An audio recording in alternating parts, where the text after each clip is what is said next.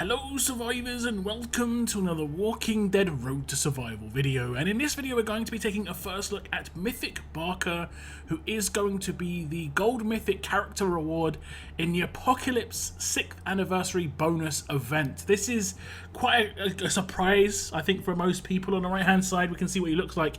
He kind of has those Roman vibes with the sort of armor he's got on and the big shield on his back.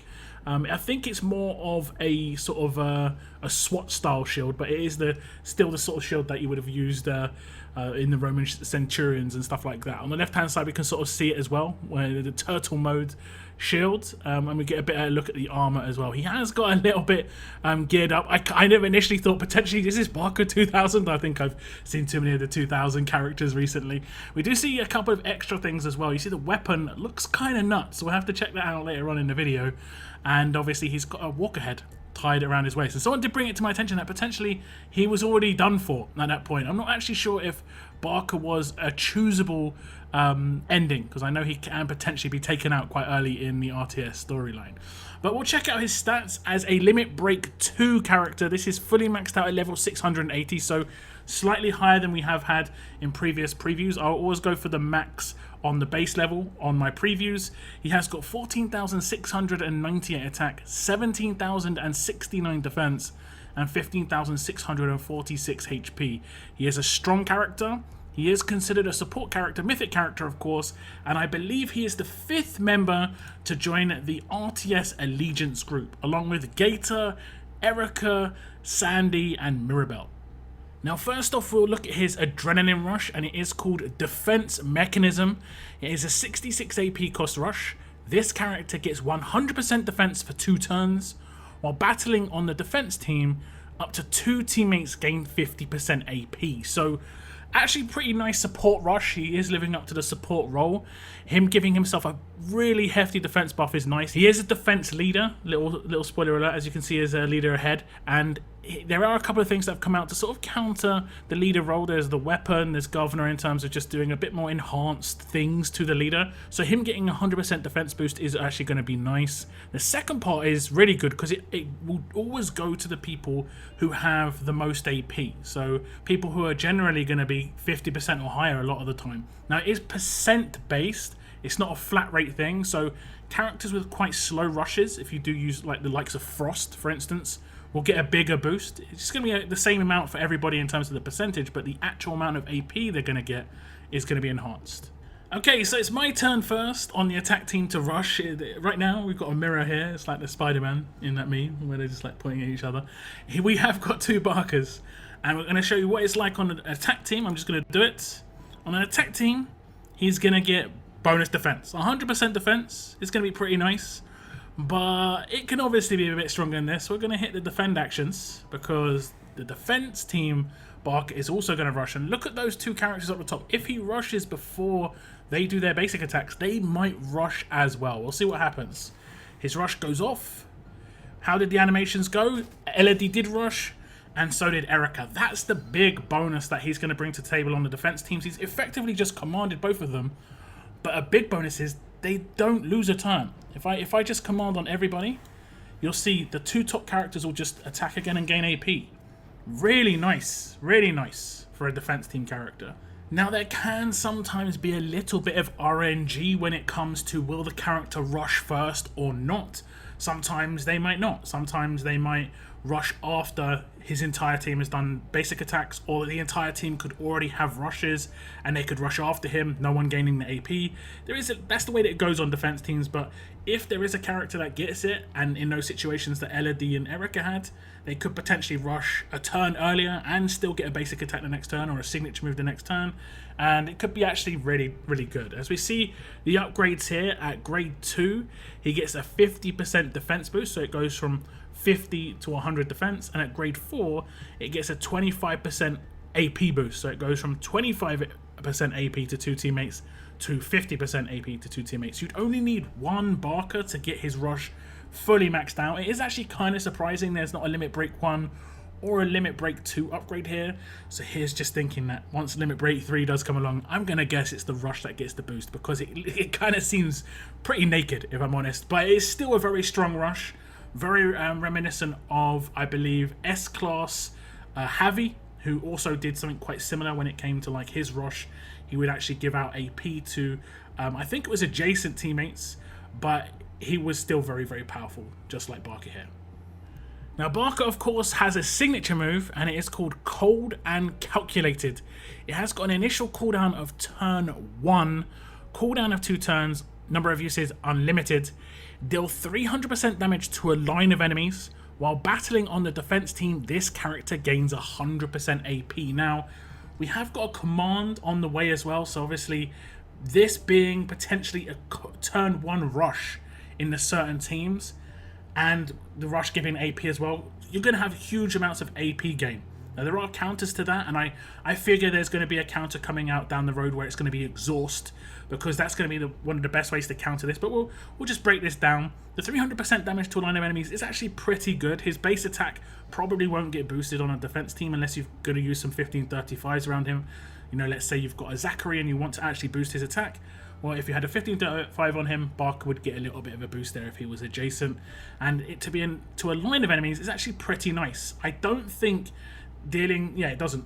Dealing 300% damage to a line of enemies does not do any chance of on-attack weapon procs, but that also means there's no chance of on-defense weapon procs too, so he can't be controlled when doing this. The second part obviously is really powerful, would be nuts for an attack team, but it's only going to be usable on a defense team. And like I said, if comboed with a command, he will rush turn 1, but if not comboed with a command, he'll still rush turn 2. And what makes this great is his rush is actually not the speediest as rushes. It's only 66, and a lot of the time you'd want to make a stat heavy character on the defense team. Well, he doesn't really need AP on attack because the first 2 turns he's not doing any attacks. As long as he gets his signature move and his rush off in those first 2 turns, pretty much job done for a defense team situation. At that point, he's probably going to be okay. You know, you're probably going to get the best out of him. And having his stats as high as possible just means he's going to have high survivability. Okay, so this time we attack, we're going to have a command in here on the defense team, just so you can see that it can be commanded as well the first turn. I'm going to defend on the majority of my team, but I'm first going to do my first turn active with Bark himself, and it could potentially have some potential on an attack team. The only problem is already 2 parts of, you know, his kit don't do anything on an attack team, so he's losing a lot. Probably not worth it, but just to give you an idea in terms of just like, because his damage is flat, he's got a reasonable amount of flat damage initially. 300% isn't too bad. 300% isn't too bad. And attacking characters on attack teams, damage dealers don't really boost those defensive stats. We've talked about this in the past, so it should still do a reasonable amount of damage. It could potentially, you know, do a little bit more. Depends on this one's got a bit of a defense buff. Now, I have got no AP there. I'm not 100% AP. However, when the Barker on the defense team does this, you're going to see the 100% AP come in, and what's probably going to happen is instantly he's going to get commanded by Rick and rush. So it's just going to be like a flurry of stuff that goes on. Let's see what happens. He does indeed do it, get commanded, 50% AP goes out, and he actually gains 20 AP from somewhere. Oh, we had another rush turn 1 because we did so much damage. We had another rush turn 1 because of the 50% AP gain. So yeah, the likeliness of, I mean, we've got a natural turn 2 rush, and yeah, the only downside is if I just again defend on everybody, you'll see now Barker does not have a turn. That's how command works. He effectively uses up his turn a turn early, and he should just, yeah, he's just going to stand there the whole time. That's obviously the downside of command, but the upside is he's rushed a turn early, and they've got 3 rushes off in the first 2 turns, which is not, generally speaking, what you'd normally be able to do, even with a command on your team. So it seems like Barker obviously is going to speed up teammates, but if he's duoed with a command on the team as well, well, it's going to be even faster because a command does that as well. So, you know, a command will speed up Barker, and then Barker will speed up the rest of the team. There is some, you know, potential where you're going to have characters rushing where you had no realization that it was even a potential idea that it could happen. Like there, I didn't really clock onto the fact that Maggie could rush, and AP gain came in from other places. Obviously, Maggie on her rush has AP gain, so that you could have this real big cascade of AP gain if there are multiple characters. It could actually be pretty hilarious. In a bad way if you're attacking that team. It's like you hilariously watch your team fall apart. But yeah, if we look at the upgrades, you can see at grade 3, it gets -1 cooldown. So it goes from 4 turns down to 3 turns. At grade 5, it goes from 100% damage to a line of enemies to 200%. At limit break, it goes from 200% to 300%. and then Limit Break 2, it goes from 3 turns down to 2 turns on the cooldown. So Limit Break 2 seems to be quite important, and if you've looked at this event, you can see that he is very grindable. It's going to be quite a hard grind. You will obviously need certain characters from certain allegiances, but you can get your hands on all 4 of these characters from this event, and that upgrade just there does make quite a big difference. The difference between 3 cooldown and 2 cooldown is pretty big, especially for Barker here, because if he does have 2-turn cooldown, he doesn't need any AP on attack because he will gain the AP required doing this, and he will not have a natural, 2 attack, 1 rush sort of sequence, which is what everyone would have on an AP on attack weapon on defense team, and this way you can make him a stat heavy character while still getting his rush nice and speedily with 66 AP. Okay, so lastly, for the main parts of Barker's kit, in terms of what he can bring to the table skill-wise, it's going to be his Mythic Abilities. These are his passives. As we see, Barker's Mythic Abilities, he is a support character, so he gets Cunning. This is going to be quite nice on a defense team. If you're attacking with a double attack weapon, for instance, has a chance of not happening. Stun on attack has a chance of not happening. He has actually kind of got like natural inbuilt resistances to things that don't even exist. There are, if you've come up against support characters in Conquest, it can be very hard to control them turn 1 with weapons just because they've got Cunning at 30%. Now you will have to upgrade that twice because it's 15%, so it can get quite expensive, but generally speaking it is actually pretty worth it. The next one is called Road to Survival. When this character starts their turn, all Road to Survival teammates get 40% for defense for 1 turn, and that would be characters from the RTS Allegiance. Like I said before, it would be Gator, Erica, Sandy, and Mirabelle. Now, only certain characters in those 4 you potentially could use on a defense team in, to a good quality. And we will look later at his leader skill, because he mainly will be used as a leader because he's not a specialist, and to see what traits can be worked with him. So it might only be specific traits out of those characters too. The next one is called Silver Lining. When attacked, 30% chance this character gets 50% bonus HP. Obviously, that's pretty nice, but if you compare it to some other characters that exist, like Connor has a 100% chance to gain bonus HP, so it's not as powerful as Connor, but I think the bonus HP is heavier. I think Connor's bonus HP may be only like 20%, so it's got sort of like swings and roundabouts there. If it does proc, it's nasty. Requital is his last passive, and it is when this character dies, one enemy gets 100% infection for 2 turns. Now this is actually a really nice combo, believe it or not, with his signature move. Because he's a really fast character, I can see people trying to take him out quickly, and that can obviously be very, very bad. And this is a guarantee. Someone's always going to get infected if he gets taken out. Now, if he gets revived back up, it's going to proc this again if he gets taken out again. So there is a big danger that you face, and 100% infection against anybody is going to be tough. Against someone on an attack team, even tougher, because you don't run too many medics on attack. So pretty nice indeed. Okay, so this time we're going to try and make those passives proc. We have got a 30% chance they will proc, so we'll do a basic attack. No proc just yet. Another basic attack. No proc still just yet. Let's see, are we going to get it to proc? We only have 30% chance. There we go. Now, this just means that any follow-up damage now will have to get through that bonus HP, as you can see. Now, if I have rushes available, for instance, I have got Rosita's rush nice and quick because I had the Glen and she has a 20% AP to self weapon. I could just nuke him through this. There is a defense down on him as well. We have got lucky with some procs here. I'm just going to nuke him. We're going to take him out. There's no downside to just taking him out, right? Wrong. We have got 100% infection on Rosita, and this is one of those 2 turns. It's very much like the infection that was on Trader's weapon, which in my opinion was not right. It wasn't right. It was a 2-turn infection, which is this is bringing to the table, and the same thing happened with Trader's weapon. If we just do some defense here, you can see this is Rosita hasn't had 2 turns yet. She has had 1 turn. This is the 1 turn she's just had. So we'll try and nuke someone else, which we do manage to do. And then if we defend, she is just going to instantly die before the enemies take their turn. Instantly die. Wow. There we go. That is going to go. That is going to happen quick. That is going to happen quick. It is going to be RNG who it focuses, so it could focus, your reviver effectively, or your safety net on your attack team, not just your damage dealers. So it doesn't really matter who it focuses. It's going to be a problem. Now, there are a few characters in the game that have that when getting taken out, a certain status or something happens to an enemy or something happens to a teammate. I think this is one of the more powerful ones I've seen. It's guaranteed, and it's 100% infection. I think that's actually pretty decent. Now, you could potentially, this is a little bonus thing here, you could potentially take Barker on a conquest stage as the only strong character against a lot of alert characters on defense, and he would still proc that from happening. That would actually be maybe a little decent tactic for a guaranteed infection off of turn 1. If you like want to run Alpha in the same team, that could be a little tactic on Conquest, for instance. But we'll look at the upgrades. As you see at grade 1, he gets Road to Survival, and it's at the first half of Road to Survival where he gets 20% defense for 1 turn, where all RTS Allegiance teammates get 20% defense for 1 turn. It will obviously stack with the second one, but we'll keep reading through it.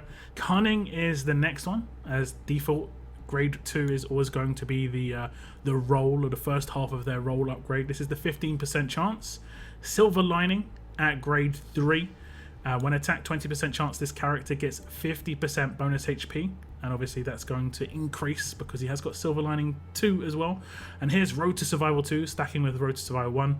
Here is Requital, and this is just by itself. When this character dies, one enemy gets 100% infection for 2 turns. Cunning 2 stacks with Cunning 1. Silver Lining 2 stacks with Silver Lining 1. Now, I think this is the first character I've seen that has 2, second halves of a passive. There probably is other characters, honestly, not including Cunning. We've got Road to Survival 2 and we've got Silver Lining 2, but I can't really remember too many, and I think all of these passives are pretty good. I would still say he's 99% of the time going to be used on a defense team just because of the way his rush and signature move work, but like I said, you could get cheeky on a conquest stage. Now, something else on his kit that will make him even more obviously defense team bound is going to be his leader skill, which is again even more reminiscent of Javi, as we see all strong and tough teammates get 30% defense and up to 3 damage roll enemies get minus 30% attack for 2 turns. This is very, very similar to the Javi one. I think Javi did it to everybody, but this is going to be targeting the characters who are going to be doing the most damage. So up to 3 of them. And generally speaking, having 3 damage dealers on a team is excessive. To get past this, you'd have to use 4, which is generally going to benefit the defense team anyway, because one-dimensional teams don't do very, very well. You might have to think of another way of doing it. Okay, so if I start my attack here, you can see that my 2 damage dealers have minus 30% attack, and that means their attack output, obviously the damage output, is going to be drastically reduced. 30% is a lot, 100% attack goes down to 70,000, so not great at all. On the defense team, we have quite a few strong and tough characters, but we also have a fast character who's getting no bonuses. This is just worth noting. You can use off-trait characters, like we have Skins here, but he's going to get no defense bonus, so he's going to be a bit more susceptible to damage. However, we also have a character here in Mirabelle, who is going to be an RTS character, and that means she will get a bonus 40% defense from being in this team. And I think it doesn't work as a buff. We'll have a little look. I'm just going to defend on everybody and see what happens. It is actually going to work as a buff, so it won't work off of turn 1 on the passive, where we just see everything go off. We know how it works now.